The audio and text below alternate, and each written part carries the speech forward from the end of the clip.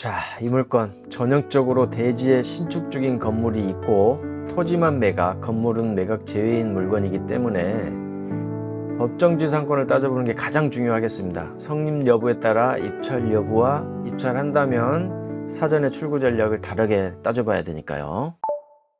자, 오늘은 법정지상권을 하나 가져왔어요. 오늘 케이스는 초보자도 법정지상권 성립 여부를 셀프로 쉽게 알아낼 수 있는 유형입니다. 확실하고 정확한 방법이니까요. 천천히 한번 따라와 보세요.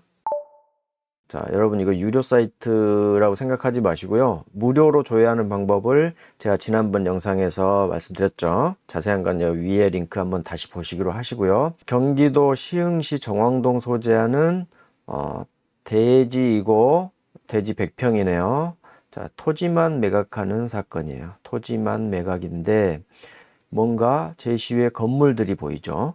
자, 이 토지만 매각인데 제시외 건물이 보여요. 그랬을 때는 이 건물에 법정 지상권이 존재하는지 여부를 판단하는 게 매우 중요합니다. 이런 경매 물건을 보다 보면 쭉 이렇게 경매 정보지를 내려보다 보면 감정평가 현황 쪽에 미등기 상태의 제시외 건물이 있고 비고 부분 있죠. 이 부분 잘 봐야 돼요. 자, 조사되어 제시외 건물을 위한 제시외 건물이에요. 이 말은 경매에 낙찰받더라도 건물은 내게 아니다라는 뜻이죠. 그렇기 때문에 법정지상권 성립 여지가 있으니까 잘 체크해 봐라 이런 뜻입니다. 그래서 이런 문구들을 경매정보지 보다 봤을 때는 법정지상권이 성립하는지 여부를 판단하는 게 매우 중요한 첫 번째 절차예요. 그래서 오늘 그 절차를 간단하게 초보자분들도 판단할 수 있는 방법이 있으니까요. 그걸 한번 알아보겠습니다. 법정지상권 성립 여부 셀프로 확인하는 방법 4단계입니다. 우선 두 개를 먼저 볼게요. 두 개. 매각 대상이 건물은 별도 매각이고 지상에 이렇게 토지와 건물이 같이 있어요. 이런 경우인데도 불구하고 토지만 매각한다는 거죠. 그러면 이 건물이 남게 되니까 이 건물이 토지를 사용할 수 있는 권리인 법정지상권을 부여하냐 마냐 이제 이걸 판단해 보자는 겁니다. 그러면 토지 소유자는 이게 법정지상권이 존재하게 되면 이 땅을 쓸모 있게 사용할 수가 없겠죠. 그래서 존재하게 되면은 다른 전략들을 찾아야 되니까 법정지상권을 판단하는 게 중요하겠습니다. 그래서 1번, 2번 건물만 별도의 매각, 토지만의 매각 이런 말들이 있을 거고요. 경매정보지 보면 경매 종류가 임의경매인 경우가 있습니다. 자, 오늘은 민법 366조의 법정지상권을 논하는 거기 때문에 자, 임의경매인 경우가 맞는지 체크를 해보면 되겠습니다. 두 개를 한번 봐볼게요. 사건 기본 정보에 보면 경매 대상이 토지만 매각이라고 이렇게 명확하게 나와 있어요. 자, 위에 보면 아까 서두에도 말씀드렸지만 사진에 보면 제시의 건물 평가 제외 아주 건물이 이렇게 보이죠. 건물이 보임에도 불구하고 토지만 매각이다라는 사실 명확하게 보이죠. 다른 쪽에서 토지만 매각인지 또 한번 체크해 볼게. 이제 크로스 체크 한번 해봅니다. 비고란에 좀 보면 미등기 상태의 제시외 건물이 보이죠. 그 다음에 제시외 건물 이런 말들이 계속 나와요. 제시외 건물이라는 거는 경매가 매각됐을 때 토지만 낙찰자에게 넘어간다는 뜻입니다. 그리고 법정지상권 성립 여지가 그래서 있다는 거죠. 마지막으로 공적 서류를 통해서 최종적으로 체크해야 되겠죠. 정확하게 판단하는 거는 매각 물건 명세서입니다. 자, 여기 보이시죠? 매각 물건 명세서 보겠습니다. 쭉 내려보면 자, 아까 많이 봤던 거 있죠? 경매정보지에서 봤던 거 미등기 상태에 제시외 건물이 있고 법정지상권 성립 여지가 있음 이렇게 돼 있죠. 자, 여러분 정확하게 이제 첫 번째 요건은 토지만 매각이다라는 거를 명확하게 알 수가 있었습니다. 그 다음에 두 번째는 뭐였죠? 부동산 경매 종류가 부동산 임의경매라는 거죠. 보면 경매 종류가 부동산 임의경매라는 거 명확하게 볼 수 있습니다. 다른 쪽에서 임의경매인지 명확하게 한번 보겠습니다. 쭉 내려보시면 토지 등기부 현황이 나오죠. 토지 등기부 현황 보면 임의경매라고 마지막에 나와요. 중소기업은행이 이제 채무가 연체되니까 중소기업은행이 임의경매를 때린 겁니다. 조건 두 가지 확인되셨죠? 세 번째는 저당권 설정일에 건물이 존재했는지 여부. 이게 오늘의 핵심입니다. 건물이 존재했는지 여부. 우리 두 번째 뭐였죠? 임의경매일 때만 법정지상권을 논할 수 있다 그랬죠. 임의경매는 뭡니까? 저당권 설정자가 경매를 때린 겁니다. 그렇기 때문에 저당권 설정일에 라는 조건이 항상 들어가야 돼요. 그 다음에 마지막으로는 역시나 저당권 설정일에 그때 당시에 동일인 소유였는지, 어디? 토지와 건물이 동일인 소유. 자, 예를 들어서 토지가 이렇게 있었고 그 위에 건물이 이렇게 있는데 저당권을 이렇게 때려요.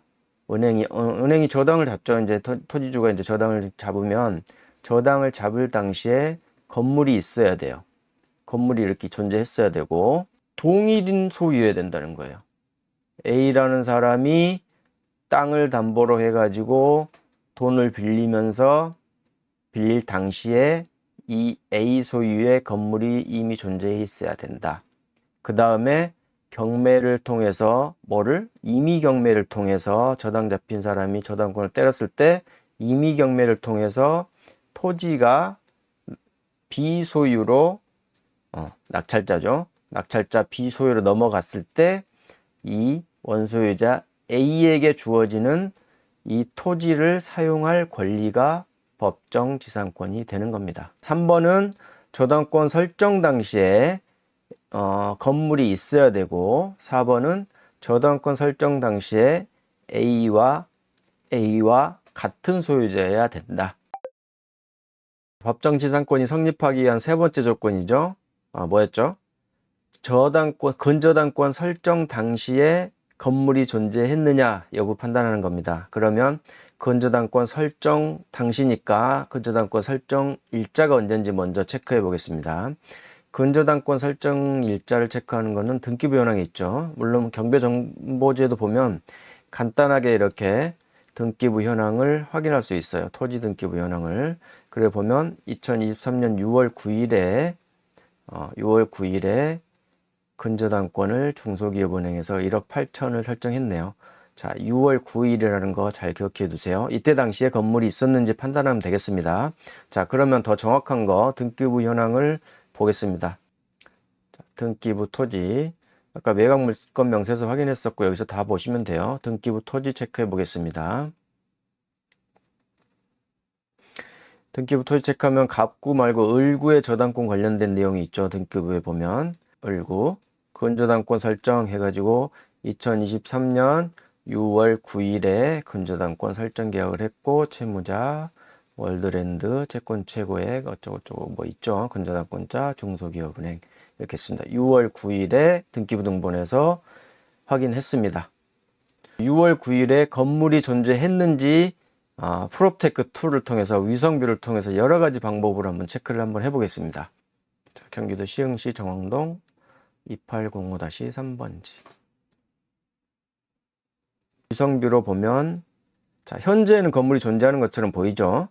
현재는 건물이 존재하는데 2023년 6월 9일을 볼게요. 그러면 2022년에 건물이 존재했다면 2023년 6월 9일에도 존재하는 걸로 확인이 되는 거죠. 22년에 건물이 존재한 걸로 보입니다. 한 번 더 명확하게 크로스 체크 한번 해보겠습니다. 이번엔 로드뷰를 가지고도 체크가 가능하겠습니다. 자, 왼쪽에 보시면 자, 여기에서 날짜를 변경하시면 되겠습니다. 자,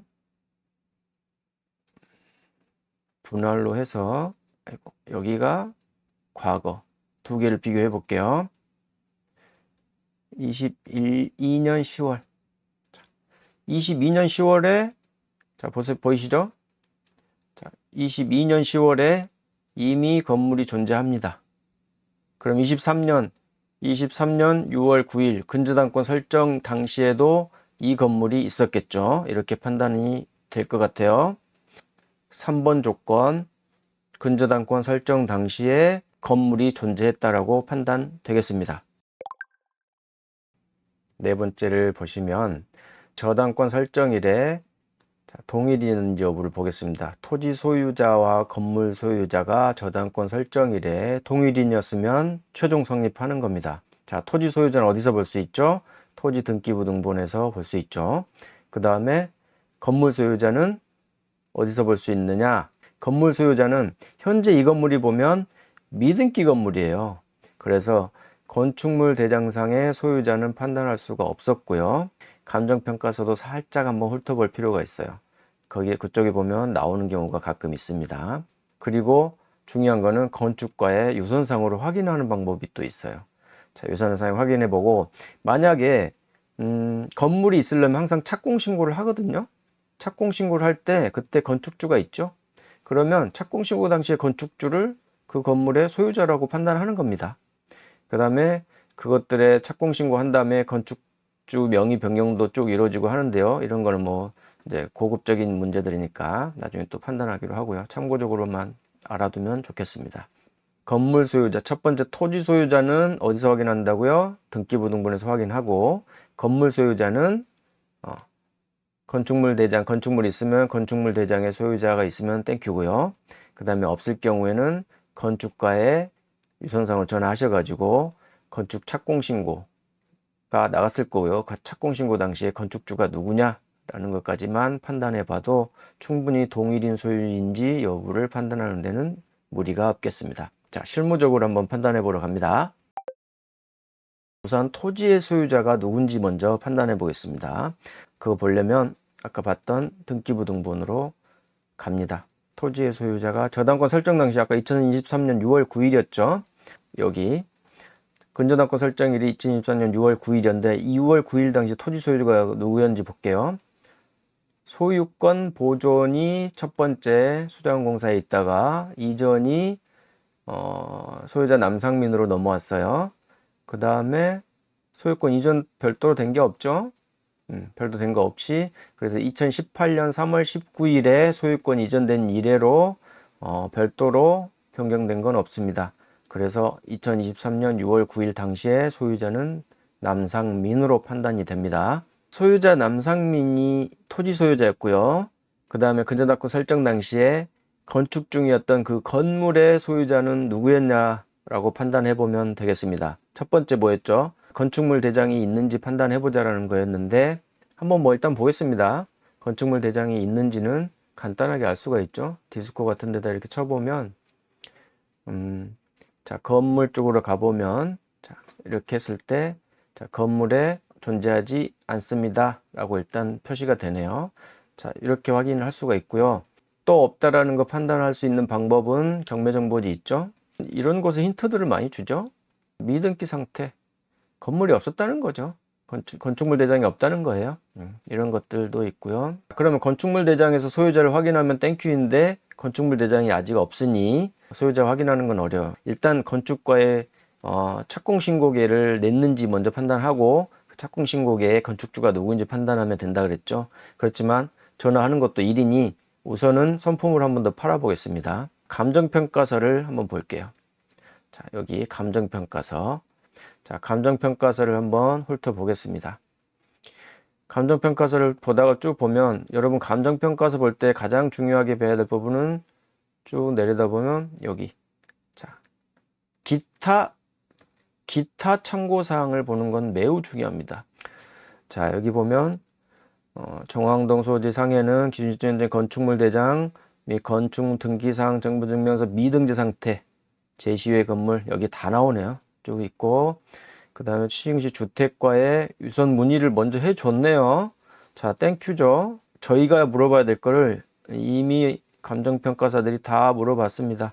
최초 건축허들과 착공신고까지 했고 2028년에 1차 허가 변경 뭐 기간 변경 했겠죠. 이제 이때까지 18년까지 공사를 못해서 연장한 거예요. 기간 연장. 그 다음에 21년에 2차 연장 현재까지 건축주 남상민 딱 나오네요. 야, 정리해 보겠습니다. 우리 어떻게 썼죠?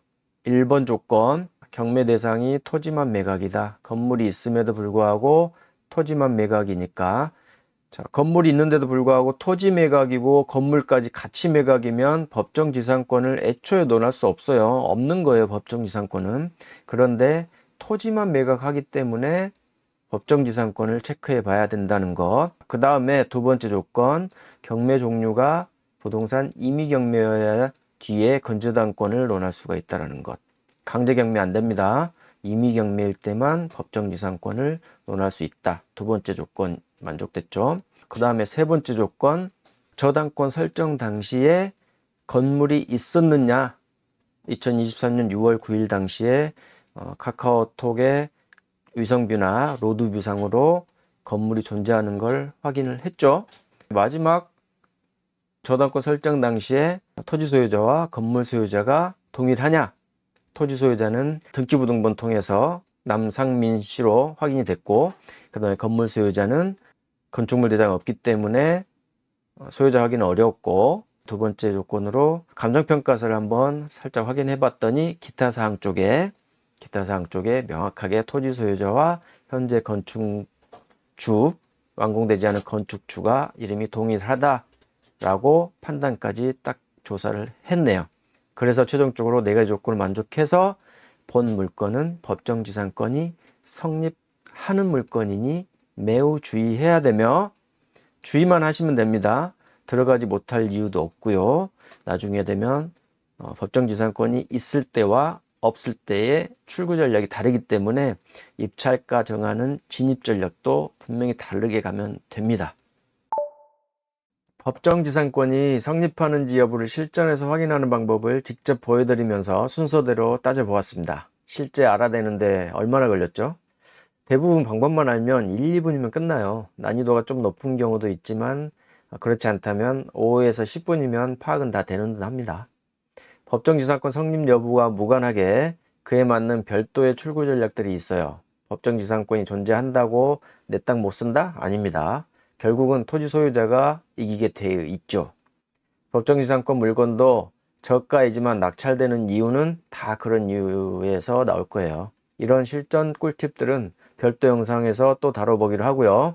남이 보지 못하는 그 물건을 싸게 사서 시세보다 또 낮게 파는 전략은 여전히 유효하겠습니다.